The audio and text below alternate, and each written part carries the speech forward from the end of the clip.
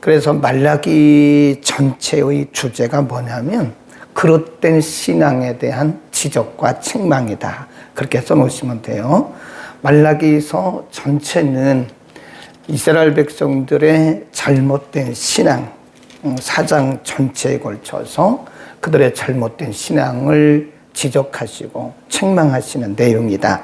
그렇게 보시면 되고, 그래서 말라기서의 내용은요, 오늘 우리의 거의 다 적용이 됩니다.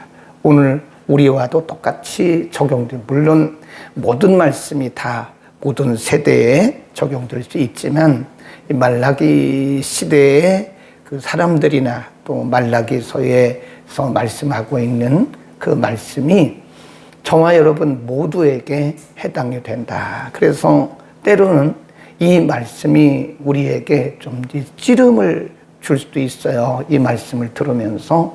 왜냐하면 우리에게 주시는 말씀이기 때문에 찌름을 당할 수 있죠.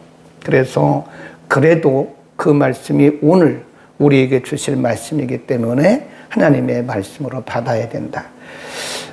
말라기 시대의 사람들의 문제가 뭐냐면 변명이 많아요. 우리가 언제 그랬습니까? 우리가 어떻게 그랬습니까? 그 내용이 어떻게라는 말이 5번, 6번 나와요. 계속해서. 하나님 말씀하기를 1장에 보면 내가 너희를 사랑한다. 그러면 그들이 말하기를 하나님이 언제 우리를 사랑했습니까? 어떻게 하나님이 우리를 사랑했습니까? 너희가 잘못된 헌물을 가져오지 마라. 말하기를 우리가 언제 잘못된 것을 드렸습니까? 오늘 본문에도 보세요. 17절에 보면 2장 17절에 보면 너희가 말로 여호와를 괴로우시게 하고도 이르기를 우리가 어떻게 여호와를 괴로우시게 하였나. 그런 거죠. 그러니까 언제든지 어느 시대든지 영적 감각이 무뎌진 사람들의 특징이 뭐냐면 하나님의 말씀을 안 받아들여요. 그리고 자기 합리화 그리고 변명이 많습니다. 그 엄밀히 말하면 하나님의 말씀을 거부하는 거예요. 이렇게 보면 현대인들의 특징이 뭐냐면요, 말씀에 대한 지식은 굉장히 많이 늘어났어요. 왜냐하면 홍수요, 홍수. 말씀의 홍수 시대에 우리가 살고 있습니다. 뭐 굳이 여기 오지 않아도 유튜브 영상이나 인터넷 들어가면요, 뭐 대교회, 대형교회 유명한 분들의 설교들이 홍수같이 쏟아집니다. 그러니까 제가 어떻게 보면 어떤 분들은요, 은혜를 못 받습니다. 우리가 이제 약을 먹다 보면요, 이 진통제 같은 것을 계속 먹잖아요. 그러면 그게 내성이 생깁니다. 내성. 그러면 나중에 처음에는 이 반알만 먹어도 그 약효가 나타나요. 근데 이것을 계속 먹다 보면 내성이 생겨가지고 반알 가지고는 안 들어요. 하나를 먹어야 됩니다. 근데 하나를 계속 먹잖아요. 그럼 또 내성이 생겨요. 하나를 가지고는 약효가 안 나타나요. 2알 먹어야 돼요. 그만큼 감각이 떨어진다는 거예요. 효과가 없다는 거예요. 근데 현대인들이 아주 말씀의 홍수 시대에 살고 있습니다. 어디서든지 뭐 와이파이만 연결되고 휴대폰 하나만 있으면 뭐 얼마든지 말씀을 들을 수가 있고 아주 말씀의 홍수 속에 뭐 거기는 이단의 말도 있고 복음주의적인 말씀도 있긴 하지만 그냥 막 듣습니다. 그러다 보니까 뭐가 생기냐? 말씀에 내성이 생겼어요. 그 웬만해가지고는 은혜를 못 받습니다. 제가 생각에는 예수님이 오셔도 은혜를 못 받을 것 같아요. 현대인들이 그렇습니다. 그만큼 영적 감각이 내성이 생겨가지고요, 점점 둔해졌어요. 우리가 처음 예수를 믿을 때는요, 하나님의 말씀이 전도되면 그 하나님의 말씀으로 그대로 받습니다. 아멘하고. 그렇죠? 근데 이제 시간이 흘러가면서 내성이 생기니까 우리의 영적 감각이 민감해지는 것이 아니라 둔감해져요. 그래서 웬만한 말씀 가지고는 은혜를 못 받습니다. 조금 더 그러는 거죠. 그래서 더 유명한 사람, 더 은혜로운 말씀 이런 데를 막 찾아다니는 거예요. 결국 은혜를 못 받아요. 그 내성이. 그러니까 이 말라기 시대의 사람들이 그러왔다는 거예요. 종교적인 행위를 오랫동안 해왔잖아요. 네. 외적으로는 문제가 전혀 없습니다. 이 사람들은 뭐 유월절 지키죠. 절기 다 지킵니다. 매일 번제 드리죠. 희생제 드리죠. 뭐가 문제가 있어요. 그런데 그들은 사실은 하나님을 지금 괴롭게 하고 있는 거예요. 그렇죠? 다시 보세요. 7절에 너희가 말로 여호와를 괴로우시게 하고도 이르기를 우리가 어떻게 여호와를 괴로우시게 하였나 하는도다. 이는 너희가 말하기를 쭉 내려가요. 전혀 하나님의 말씀과는 이게 맞지가 않아요. 이게 계속 충돌하면서 그리고 말하기를 우리가 뭐 언제 말로 하나님을 괴롭게 했습니까? 라고 말을 하는 거죠. 그 다음에 3장 7절로 갑니다. 3장 7절 시작. 만군의 여호와가 이르노라 너희 열조의 날로부터 너희가 나의 규례를 떠나 지키지 아니하였도다. 그런즉 내게로 돌아오라. 그리하면 나도 너희에게로 돌아가리라 하였더니, 예. 하나님이 지금 그들을 진단하신 거예요. 너희는 지금 나를 떠났어. 그러니 내게로 좀 돌아와. 라고 말을 하니까 뭐라 그러죠? 그 뒤에 보세요. 나도 너희에게로 돌아가리라 하였더니 너희가 이르기를 우리가 어떻게 하여야 돌아가? 우리 잘하고 있는데 뭘 우리가 돌아갑니까? 이렇게 항의하듯이 얘기하는 거죠. 그러니까 영적으로 우리가요 둔감해지고 영적으로 무지하면 우리 자신의 영적 상태를 모릅니다. 그러니까 나는 잘하고 있다고 생각하는 거예요. 나 잘하고 있는데 뭘 돌아갑니까? 이렇게 말하는 거죠. 이 말이 누구를 괴롭게 하고 있어요? 하나님을 괴롭게 하고 있는 것이다 하는 거죠. 그 말이 하나님을 괴롭게, 우리가 말로 표현하지 않는다 할지라도 그런 우리의 자세들이 하나님을 굉장히 괴롭게 하고 있는 것이다. 저는 그런 생각을 해요. 이 시대가 가면 갈수록요, 점점 둔해집니다. 본인들 생각에는 뭐 많은 기독교에 대한 지식이나 또 성경에 대한 지식이 늘어났다고 말하는지 모르지만, 그러나 이렇게 시대적인 영적인 상태를 보면요, 굉장히 둔해져요. 점점 둔해집니다. 그러니까 성도들이 점점 외적인 것만 무성하고 실질적으로 영적으로는 하나님과의 개별적인 그런 만남이 없다, 아니면 부족하다, 그런 식이죠. 그래서 이 말라기 선언이요, 우리 시대에 꼭 필요한 말씀이라고 생각해요. 물론 모든 성경은 모든 시대 모든 사람들에게 다 해당되는 말씀이지만 우리가 살아가고 있는 이 시대에 말라기의 말씀은 꼭 필요하다, 저는 그렇게 생각을 개인적으로 합니다. 그 다음에 쭉 내려갑니다. 3장 쭉 내려가서 10절을 한번 보시죠. 이들이 말하기를 우리 괜찮습니다. 아무 문제가 없습니다. 이렇게 말을 하는 거예요. 그때 하나님이 이렇게 말씀하세요. 10절 시작. 만군의 여호와가 이르노라 너희의 온전한 11조를 창고에 들여보라. 나의 하고 그것으로 나를 시험하여 내가 하늘문을 열고 너희에게 쌓을 곳이 없도록 붙지 아니하나 보라. 대표적인 거 하나를 지금 예로 들고 있는 거예요. 예로. 8절 끝에도 보면 그러나 너희는 나의 것을 도적질하고도 말하기를 우리가 어떻게 주의 것을 도적질하였나이까 하도다. 이는 곧 11조와 헌물이라. 너희 곧 온 나라가 나의 것을 모하고도 도적질을 하였으므로 너희가 저주를 받았느니라. 그 중에 하나가 바로 11조와 헌물이다. 하나님 말씀하신 말라기 선자를 너희가 나의 것을 도적질해서 그러니까 이들이 말하기를 우리가 언제 하나님의 것을 도적질했습니까? 하나님 말씀하기를 11조야 11조. 너희가 나의 것을 도적질했어. 아닌데요. 우리가 그런 적 없는데, 우리 절기시켰는데요. 우리 열심히 번제물 드렸는데요. 하나님 말씀하기를 아니야. 그 11조와 혼물이야. 그러면서 말하기를 온전한이라는 말을 씁니다. 온전한 11조를 드려봐라. 그리고 내가 하늘 문을 열고 너희에게 복을 쌓지 못하도록 주지 않나 보라.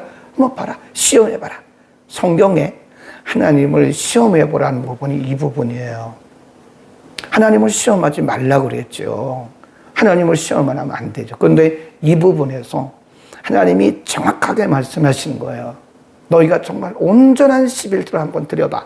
그리고 내가 너희에게 복을 붙지 않나. 하늘문을 열고 너희가 싸울 곳이 없도록 너희에게 붙나 안 붙나 한번 시험해봐라 하는 거죠. 온전한 11조. 이게 중요한 거예요. 온전한이라는 말은 두 가지 의미가 있습니다. 하나는 가장 중요한 것이 뭐냐면 중심을 드리는 거예요. 중심. 그러니까 우리가 아무리 정확하게 계산적으로 정확하게 드려도요, 중심이 없는 것은 온전한 11조가 아니죠. 하나님이 원하시는 것은 중심입니다. 중심. 중심 없이 그냥 정확하게 계산만 해서 딱 갖다 던지듯이 드리는 것은 그 온전한 11조가 아니에요. 그러니까 여기서 말하는 온전한 11조라고 하는 것은 중심을 드리는, 너의 중심을 드리는, 그 중심이 뭐죠? 전부를 드리는 마음이죠. 전부. 전부를 드리는 마음으로 하나님 앞에 드려라. 원래 모든 게 다 하나님의 것 아닙니까? 그렇죠? 모든 게 하나님의 것인데 그 중에 10분의 1을 바치라고 성경에 말씀했으니까 전부를 드리는 마음으로, 온전한 마음으로 중심을 들여서 한번 11조를 드려봐라 하는 것이고요. 두 번째는 정확하게 드리라는 거예요. 정확하게. 내 생각대로, 내 방식대로 하지 말라. 정확하게 드려봐라. 온전한 11조라는 말은 정확하게 드리라는 겁니다. 근데 사실 이렇게 보면요, 정확하게 안 합니다. 대충 합니다. 대충. 11조는 명령이거든요. 명령. 구약시대로부터 11조 헌금은 명령입니다. 구약시대는 농경사회였잖아요. 또 농사를 지면 농사진 것의 10분의 1을 하나님 앞에 갖다 바치는 거예요. 지금 우리가 살고 있는 시대는 농경시대는 아니지만 우리가 어떤 수입의 10분의 1을 하나님 앞에 당연히 드려야 되는 거 있는 것이다. 다시 한번 해보자고요. 네. 지금 말라기의 주제는 그릇된 신앙을 지적하고 책망하는 것이 목적이니까 우리를 향해서 하나님께서 가슴을 찌르는 것이 목적이 아니라 다시 시작하는 것이 목적이에요. 그렇죠? 우리가 다시 시작하는 것이 목적이죠. 다시 시작하면 되는 거예요. 거기 보세요. 다시 가봅니다. 10절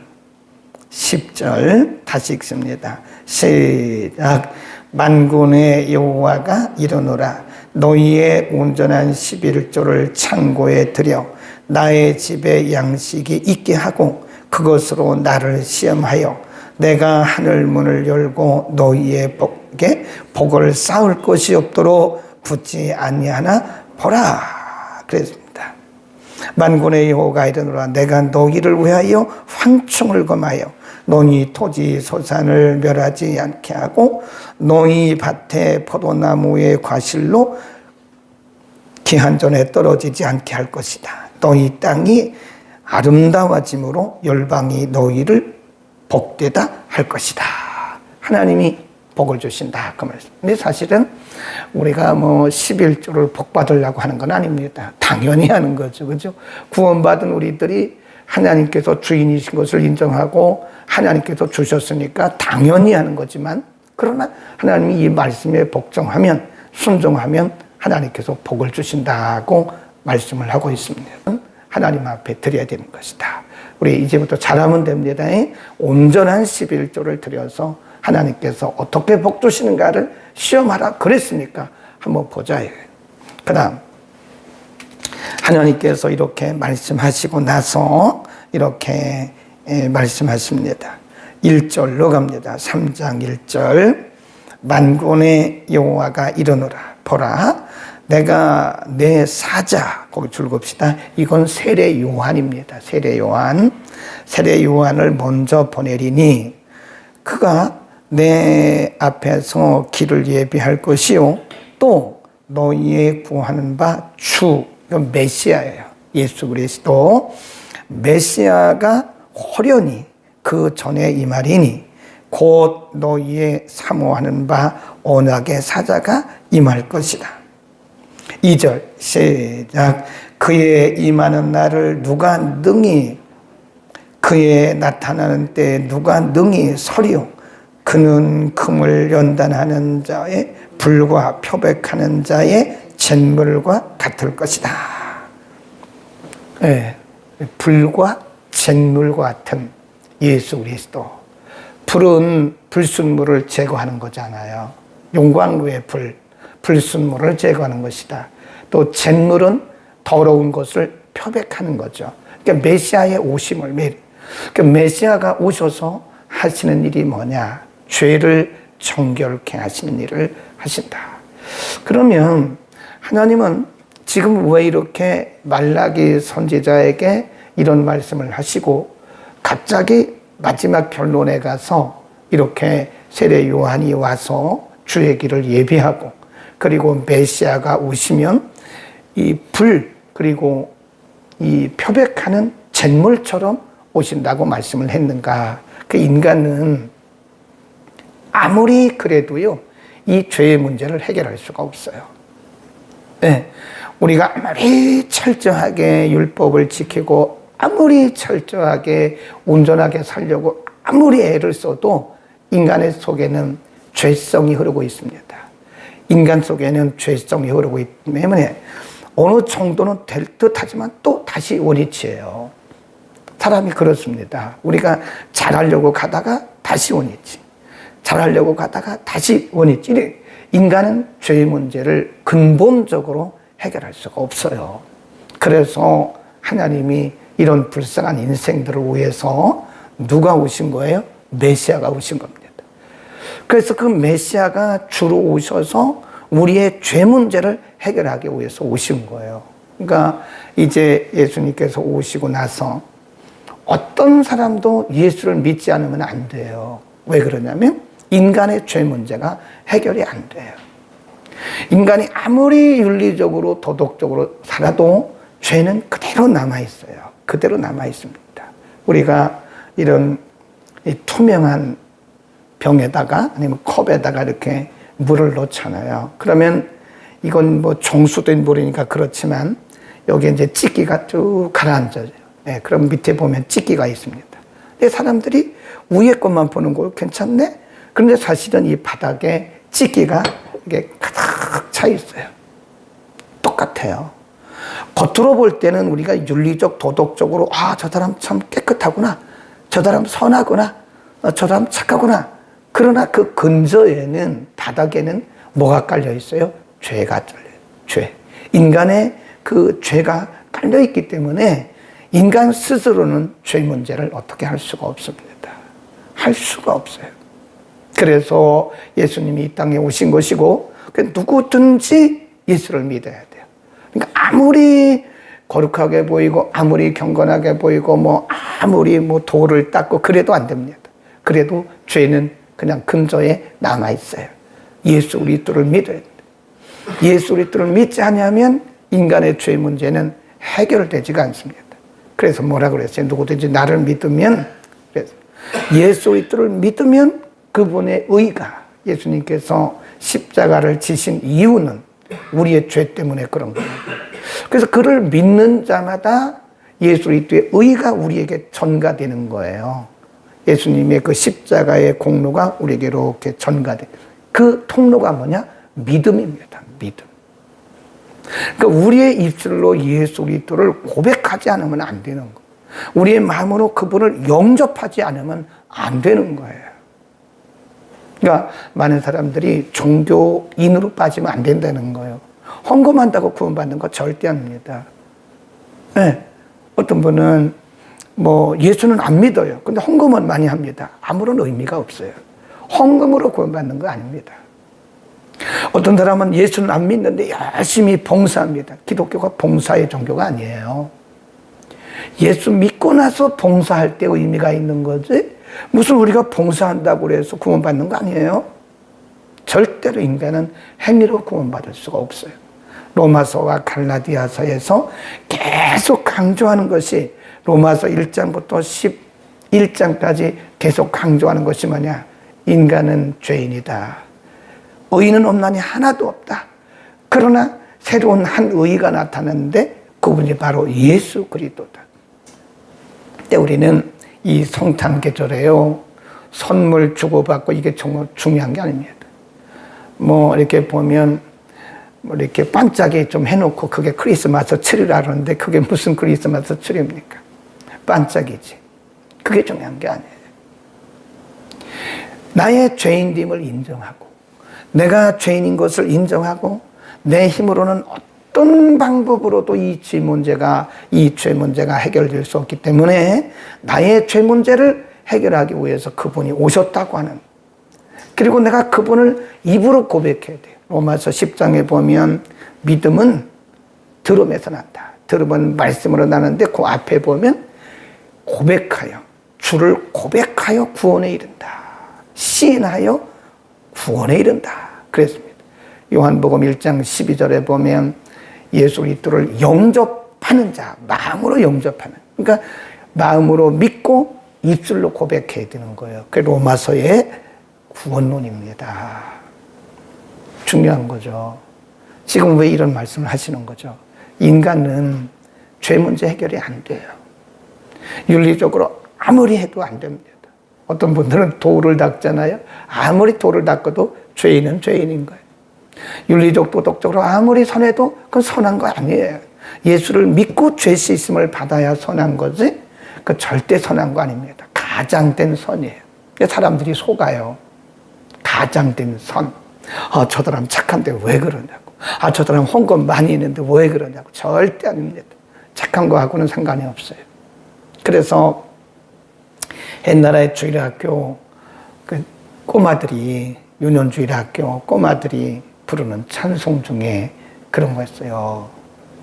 어여뻐도 못 가요 하나님 나라. 그것도 있고요. 맘 착해도 못 가요 하나님 나라. 그리고 마음이 아무리 착하고 어여뻐도 못 간다는, 그 뒤에 뭐라고 나오냐면 거듭나면 가는 나라 하나님 나라. 그게 나와요. 예수 믿고 거듭나지 아니하면 그 나라는 갈 수 없다. 요한복음 3장을 가지고 누군가가 작사를 했는데 맞아요.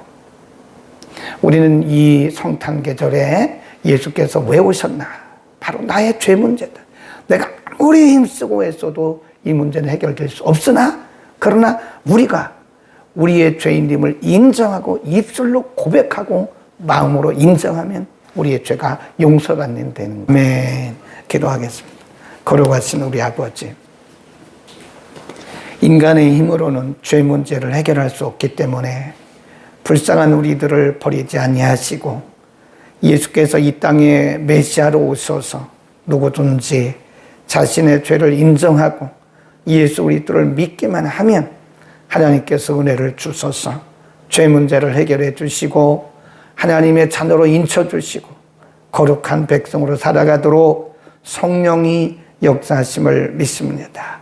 이 성탄 계절에 아직도 예수 그리스도를 알지 못하고 방황하는 수많은 영혼들, 윤리와 도덕에 묻혀 잘못된 생각으로 종교에 쌓여 어리석게 살아가는 영혼들을 깨워주시고 예수 그리스도만이 우리의 구주이시며 각 개인이 마음으로 믿고 입술로 고백할 때에 구원에 이르는 것을 알아서 온전한 믿음으로 우리들이 거듭나고 영생을 누리게 하옵소서.